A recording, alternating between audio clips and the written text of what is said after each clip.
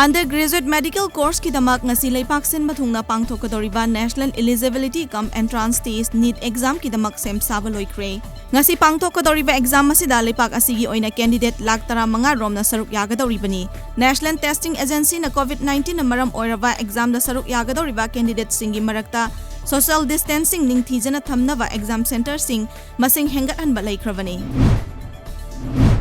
Moregi ICP bypass road mayada leiriba yumsing Technopol Dishina tha asigi tangkun mga fawbugi manungda sido kadabani haiba order ama thoklakpa asi ICP bypass road committee na yaningdaba fongdorakli amadi akanba khongjang kaya ama changsilagani hairi tha asigi tangkun fawbugi manungda DC amadi structures amadi land owner anigi marakta yanaba ama puraktrabadi mathang numitagi akanba khongjang changsinaba sem sare hairi.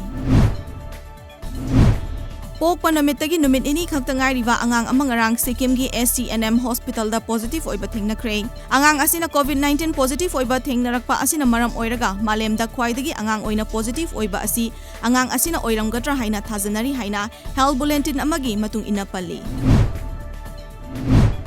Union Home Minister Amit Shah amuka hana ngarang numidang New Delhi gi All India Institute of Medical Sciences AIIMS ta pukalakre. Ningsing bayay madudi Amit Shah haukiba August 13 da COVID-19 gi test tawraga negative oirba matungda hariba hospital asimaktagi fare haina discharge tawrakiba leikrabani.